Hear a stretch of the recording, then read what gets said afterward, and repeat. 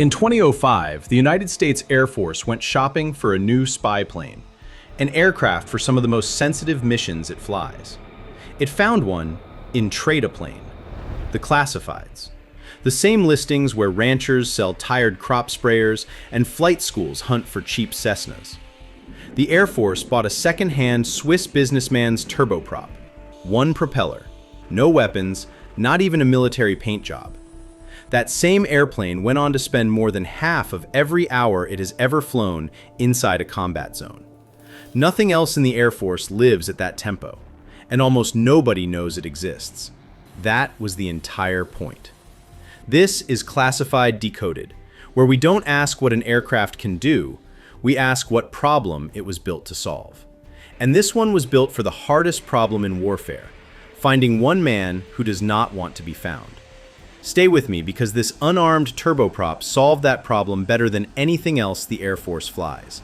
And it is being quietly retired anyway, with nothing named to take its place. How both of those can be true is the whole story. To understand the hurry, you have to feel what 2005 was like inside the special operations community. Two wars were running at full burn, and both had become manhunts.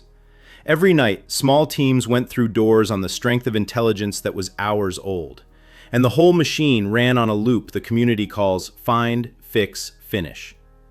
The finishing was never the bottleneck, the finding was. Ground teams needed eyes overhead, patient, dedicated eyes that belonged to them, not to some national tasking authority 3 headquarters away. The big ISR jets existed, but there were never enough, and a request could take longer than the target stayed put. So Special Operations Command did something the Pentagon almost never does. It skipped the decade of requirements documents and went shopping like a private buyer. The first airframes sourced secondhand, straight out of the civilian market. Sierra Nevada Corporation took those airplanes and quietly rebuilt them.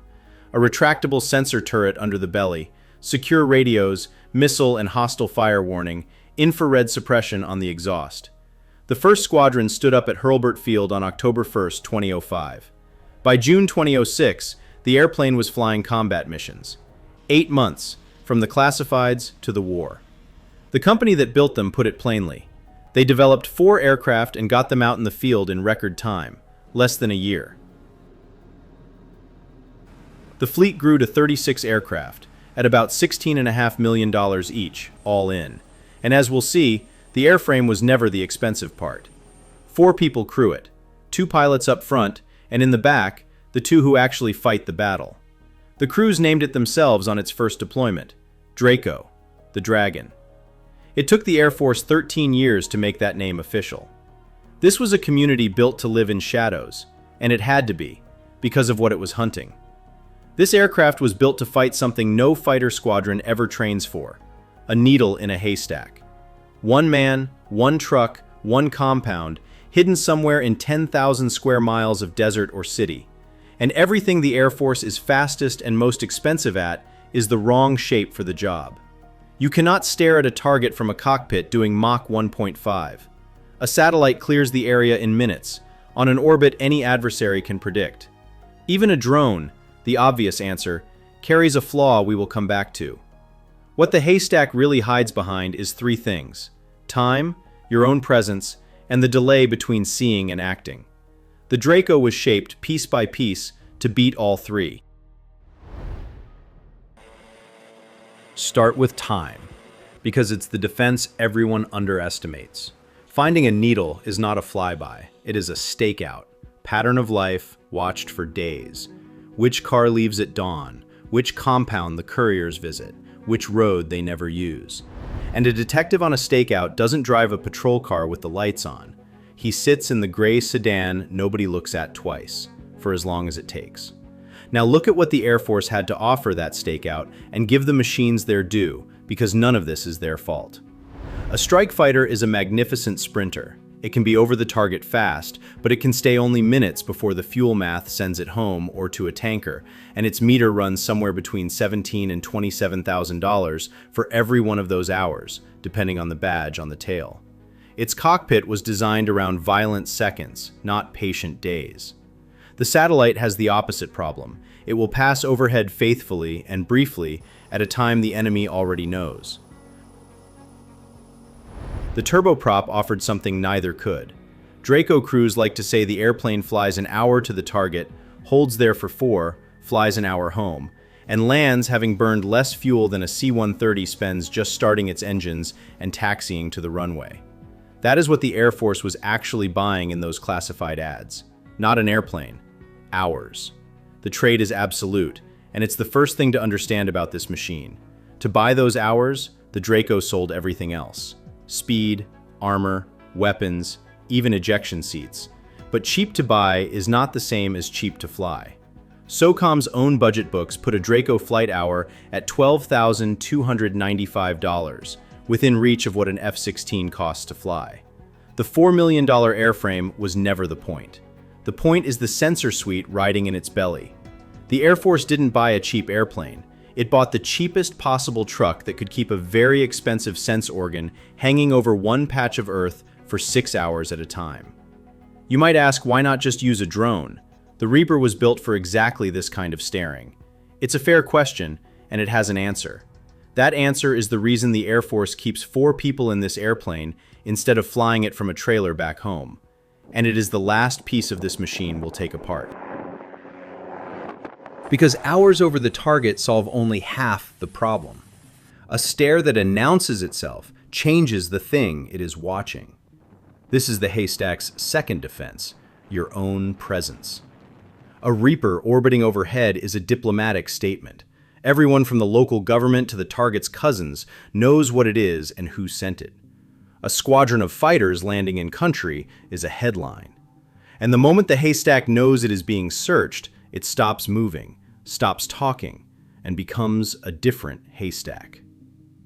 Half of surveillance is watching. The other half is not being watched back. The second-hand bargain was also a disguise.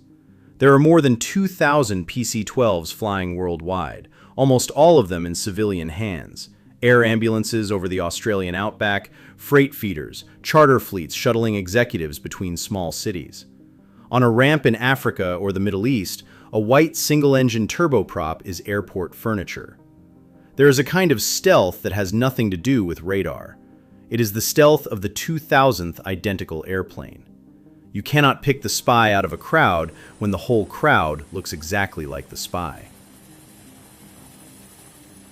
The Air Force leaned into it. Most U-28s wear flat military gray, but some wear civilian charter livery, white with colored stripes. One defense official described the effect this way. A civilian-painted U-28 can discreetly land in Somalia. It might look a little weird, but it looks like a civilian plane. People step off it wearing civilian clothes. And the reverse says just as much. There's no paint job you can put on a light attack plane loaded with bombs that doesn't make it look like a bomber. The Swiss heritage does the rest. Pilatus built this airframe for short, rough alpine strips, with trailing link landing gear that swallows dirt and gravel runways whole. So the Draco doesn't need the big international airport and the diplomatic footprint that comes with it. It stages from dusty strips, Agadez in Niger, austere fields in Burkina Faso, forward ramps in the Philippines during the siege of Marawi, parked close to the problem. And every hour not spent in transit is another hour added to the stare. Quiet helps. Unremarkable is what makes you invisible. To look like nothing, it must carry nothing you can see. The sensor ball tucks up into the fuselage. The whole weapon retracts, because the whole weapon is a pair of eyes. Which brings us to the haystack's last and best defense: delay. A needle is only findable for moments at a time. The truck stops at the compound for 90 seconds. The courier steps outside once. If the loop from seeing to understanding to telling the team takes too long, the needle was never really found at all. This is why the answer to the drone question is sitting inside the airplane. The Draco's crew paid for it with the harshest trade on this airframe. 4 human beings riding behind a single engine over hostile ground with no armor and no ejection seats. The whole bet rides on the PT-6, an engine so reliable its failures are measured in 1 per hundreds of thousands of flight hours. and that bet bought something no data link can deliver. The battle is fought in the back of the cabin. The combat systems officer runs the tactical problem, steering the airplane's orbit into exactly the right window of geometry so the sensor can see what it needs to see. Beside him, the tactical systems operator sifts a flood of intercepted signals down to single, timely sentences. The video feed pours straight down onto a tablet strapped to a team leader's chest, a line of sight link with no satellite in the loop. The airplane is right overhead, so the picture falls a few miles straight to the ground and lands the instant the camera sees it. A question goes up, an answer comes down, at the speed of conversation. A drone can stare just as long, but its crew sits half a planet away, and every frame has to climb to a satellite and back down before it means anything. The same delay you've seen when a TV anchor asks a question and the reporter overseas pauses a beat before answering. Over a raid, that beat is the whole game. And on the nights a raid is actually going in, the crew takes a different call sign, Warden, and runs it from overhead. They hold the target in the crosshairs as the assault force closes in, watching the back doors and side alleys the men on the ground can't, ready to call out a figure slipping away or a vehicle rolling up. If the night turns into a fight, the same 4 people stack the fighters and gunships overhead and clear them to fire. One unarmed turboprop quietly conducting a dozen aircraft over ground the enemy still believes is empty.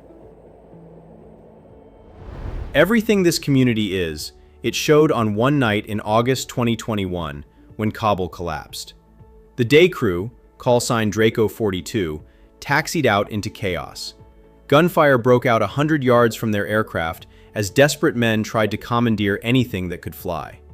Vehicles were darting onto the taxiways to block departing planes. The crew ran the numbers and took off anyway, agreeing, in the words of their citation, that their duty to protect United States citizens superseded their own safety. Moments after liftoff, a rocket streaked toward them and passed just above the aircraft as the pilots threw the turboprop into a violent, evasive descent. Then they climbed back and went back to work, holding watch over the evacuation of the United States Embassy. That night, Draco 43 took the handoff and was greeted by anti-aircraft fire on the way in. Then came the discovery no crew briefs for. The airport's control tower had been abandoned. The controllers were gone. So 4 people in a businessman's turboprop became the control tower of Kabul International. They deconflicted the stack, sequenced the traffic, and talked the giant C-17s down onto a runway only Draco could confirm was clear.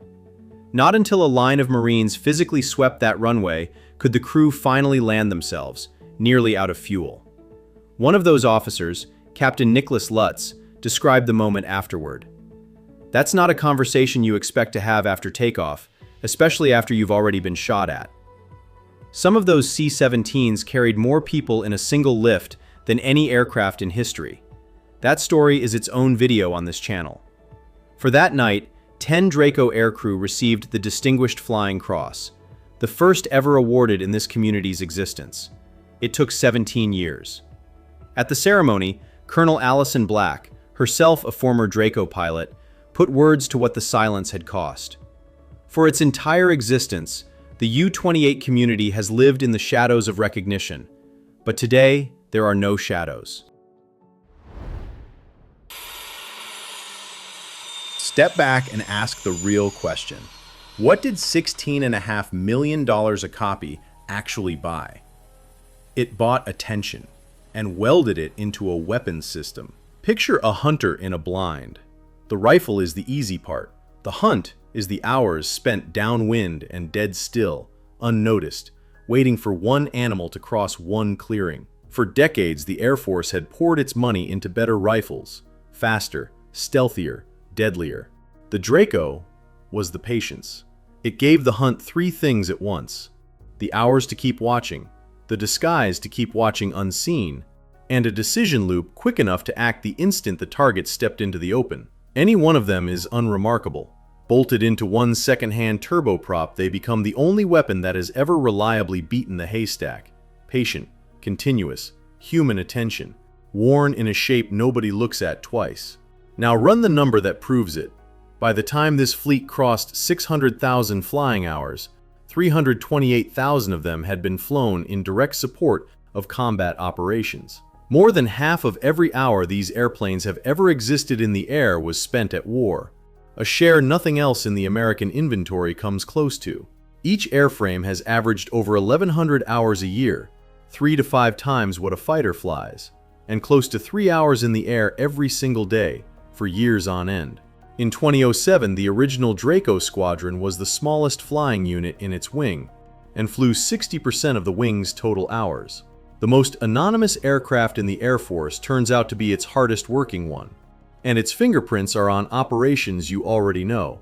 The Night SEAL Team 6 parachuted into the Somali desert to bring 2 kidnapped aid workers home. The first eyes on that compound belonged to a quiet turboprop out of Djibouti that nobody on the ground ever noticed. And it inverts everything we said about the price tag. The Draco's weakness: it carries nothing, it can't shoot back, it doesn't even look military, was never a weakness. Because it cannot strike, it is trusted to sea. Because it looks civilian, it is allowed to stay. The gray sedan only works because it isn't a patrol car, which is what makes the ending of this story so strange.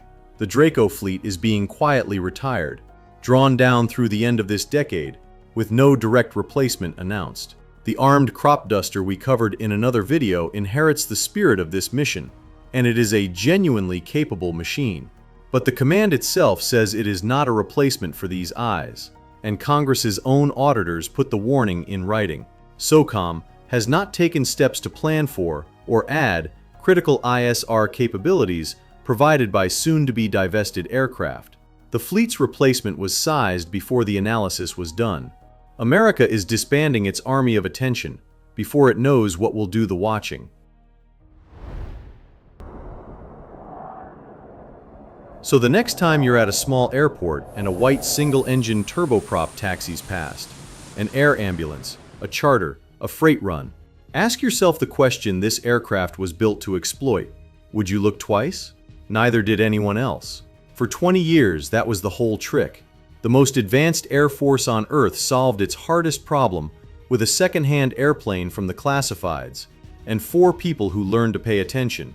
And it has not yet figured out what replaces them. The armed crop duster that inherited this doctrine. That story is on your screen right now. Subscribe to Classified Decoded. The sky is not empty. It is a battlefield with rules written in physics. And sometimes the sharpest weapon on it is the one that never fires a shot.